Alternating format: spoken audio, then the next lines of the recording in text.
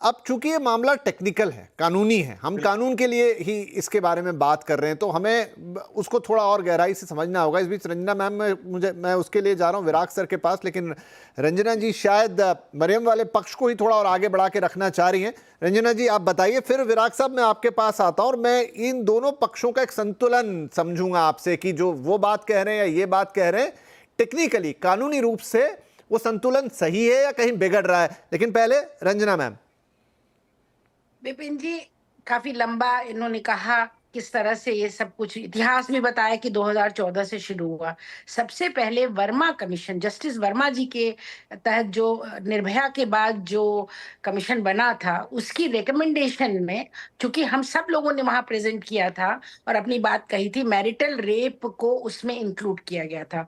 जो sexual assault की recommendation parliament में भेजी गई थी, उसमें मैरिटल रेप को स्वीकार करने के लिए वो भी एक क्लॉज था उसमें। लेकिन पार्लियामेंट में दलीलें कुछ इसी तरह की दी गई थी कि हम पुलिस को बेडरूम में नहीं पहुंचा सकते, हम स्टेट को मैरिज इंस्टीट्यूशन के साथ वो नहीं कर सकते, ऐसे कह के फिर उसको उस प्रावधान को हटा दिया गया था। तो असल में तो बात वहीं शुरू हुई थी और हम सब लोगों ने मिलकर के इस बात को कहा था कि इसको असल में तो मैरिज की जो इंस्टीट्यूशन है वो इस तरह के कानूनों के ना होने की वजह से टूट रही है। दिन रात हम लोगों जैसी संस्थाओं के पास हजारों केसेस इस तरह के आते हैं जिसमें पति पत्नी के बीच में के रिश्ते इतने खराब हो जाते हैं और पति की जातियों की वजह से पत्नी इतनी घबरा जाती है कि उस घर में वो रहना नहीं चाहती है, उस रिश्ते में वो रहना नहीं चाहती है। और तमाम इस तरह के केसेस का मैं आपको उदाहरण दे सकती हूँ, एक से एक जाहिल, एक से एक कहते हैं ना जिसको कि परेशान करना पत्नी को एक से एक तरह से, और खास तौर से सेक्सुअल रिलेशनशिप में ऐसा लगता है कि शादी में पति पत्नी के शरीर को पूरी तरह से ओन करता है। ऐसा नहीं है। औरत को अपने पहला जो फंडामेंटल ह्यूमन राइट्स का प्रिंसिपल है, हमारे संविधान का प्रिंसिपल है, हर पहली पहली जो हमारी है कि हर औरत को अपने शरीर पर हक है, हर औरत को अपने शरीर पर हक है। फिर कंसेंट, मतलब कि अगर उसकी इच्छा नहीं है, उसकी कंसेंट नहीं है, अगर उसके साथ कोई सेक्सुअल एक्ट होता है तो वो सरासर उसके प्रति अन्याय हो रहा है। और फिर उन्होंने दूसरे देशों का उदाहरण दिया कि 3 महीने कम से कम वहां है तो प्रोविजन कि आप 3 महीने बाद शिकायत कर सकते हैं, 6 महीने बाद शिकायत कर सकते हैं। यहाँ कहाँ जाए। और जहां तक 498 है और तमाम कानून आपने गिना दिए, किसी न किसी कंडीशनैलिटी के साथ वो कानून है। 498 में इन रिलेशन टू डाउरी, क्योंकि हम लोग दिन रात 498 का केसेस करते हैं और आप जैसे लोगों की तरफ से तमाम हम लोग को उसकी आलोचना भी सहन करनी पड़ती है। उसमें अगर इन रिलेशन टू डाउरी अगर नहीं इस तरह के अपराध हुए हैं तो फिर उसको नहीं माना जाएगा। और तीसरी बात जो मैं कहना चाहती हूँ, जो लगभग 4.5 लाख के करीब केसेस, रिपोर्टेड केसेस, हिंदुस्तान में कितनी परिवार रिपोर्ट करते हैं, कितनी महिलाएं रिपोर्ट करती हैं, ये तो अलग सवाल है, लेकिन रिपोर्टेड केसेस हैं लगभग 4.5 लाख। एग्जैक्ट डेटा सब मेरे सामने नहीं है, एनसीआरबी का डेटा है, जिसमें कि परिवार और पति द्वारा की गई हिंसाओं की रिपोर्ट होती है, वो जो कि NCR national crime records bureau record करता है और पार्लियामेंट में वो प्रेजेंट की जाती है रिपोर्ट। तो इसमें कहीं कोई डेटा कोई कुक नहीं कर, इतनी बड़ी संख्या में अगर औरतें परेशान हैं और एक अगर केस रिपोर्ट हो रहा है तो 10 केस तो चुपचाप बैठा हुआ है, औरतें एकदम चुपचाप मुंह बंद, क्योंकि उनको तो ये बताया जाता है ना बचपन में, शादी तुम्हारा भविष्य है, शादी में तुम परिवार को, पति को, अच्छा थोड़े दिन और देख लो, थोड़ा और वहां रह के बर्दाश्त कर लो, किसी न किसी तरह सब ठीक हो जाएगा।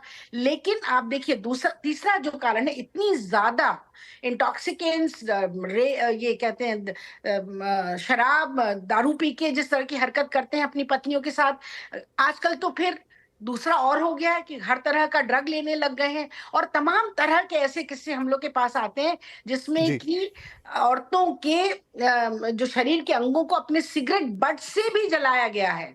ऐसे केसेस भी हमारे पास है। आप कैसी बातें कर रहे हैं आप लोग। और पार्लियामेंट को तो इस समय अगर हमारे पारिवारिक रिश्ते को बचाना है, हमारे शादी के रिश्तों को बचाना है, तो इस पर निश्चित तौर पर आगे बढ़ के एक व्यापक सोच में एक सीरियस रिस्पॉन्स देना चाहिए। बार बार कहना कि शादी की व्यवस्था टूट जाएगी, वो तो ऐसे भी टूट जाएगी, वो टूट रही है, कोई नहीं बचा सकता। अगर औरत, अब लड़कियां तैयार नहीं है पिटने के लिए, गाली सुनने के लिए, दिन रात घर में करना काम, बाहर भी करना काम, बच्चों को भी। अब आज की लड़की उस काम के लिए तैयार नहीं है।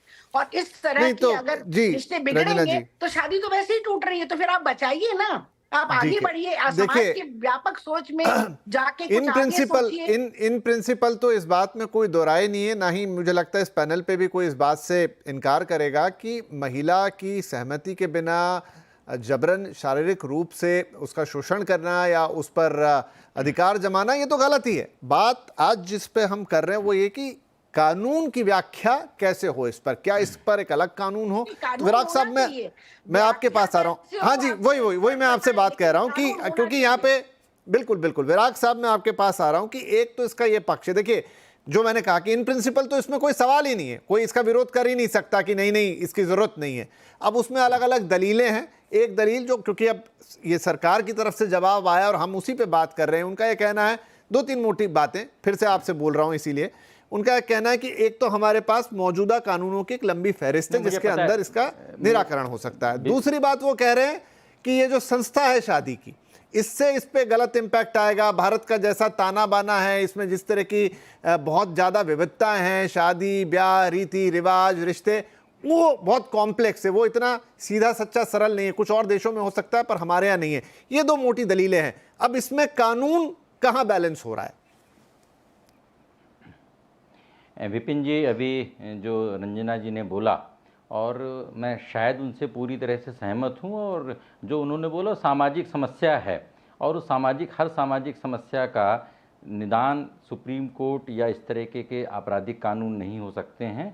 और आपने जैसा बोला कि इस पैनल में कोई भी व्यक्ति सहमति के बगैर संबंधों का समर्थन नहीं कर सकता है, और वो बहुत ही गलत है। हम 18 सितंबर को सुप्रीम कोर्ट के जो बेंच सुन रही है, उन्होंने कहा था कि अगर सरकार जवाब नहीं देगी तो हम कानूनी बिंदुओं पर मामले का निपटारा करेंगे।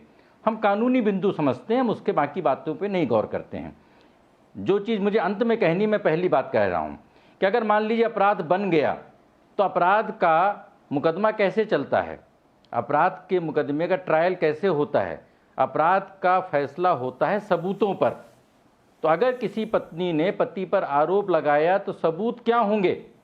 क्या उस पत्नी का इकबालिया बयान, क्या उस इकबालिया बयान के बेसिस पर ही सिर्फ क्या किसी बेडरूम में सीसीटीवी होता है?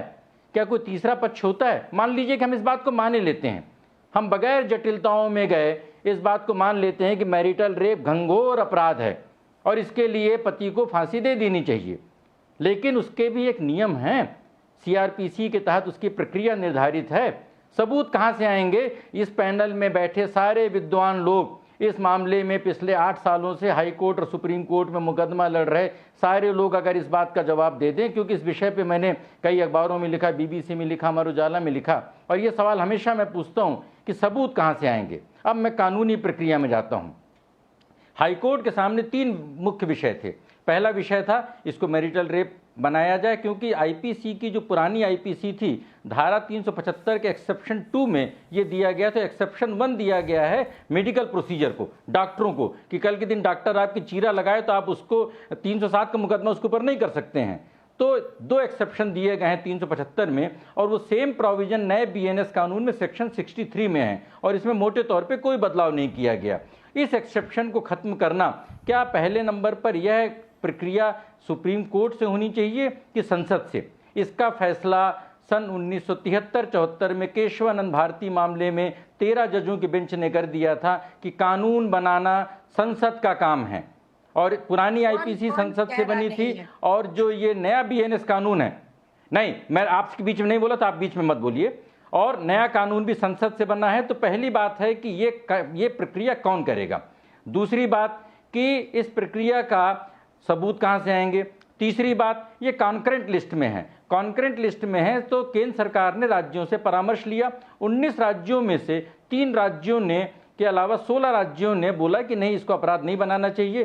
क्या सुप्रीम कोर्ट को राज्यों को सुनने बगैर इसका फैसला करना चाहिए? क्या दिल्ली हाई कोर्ट को राज्यों को सुनने बगैर इसका फैसला करना चाहिए? मुझे लग रहा है कि बहुत महत्वपूर्ण विषय हैं। आज देश में 4.5 लाख लोग जेलों में बंद हैं। एनसीआरबी बोलता है, सुप्रीम कोर्ट बोलते हैं कि उसमें से 2/3 अंडर ट्रायल हैं, और 2/3 अंडर ट्रायल में से 90% निर्दोष लोग, बेगुनाह लोग, गरीब लोग, अनपढ़ लोग हैं।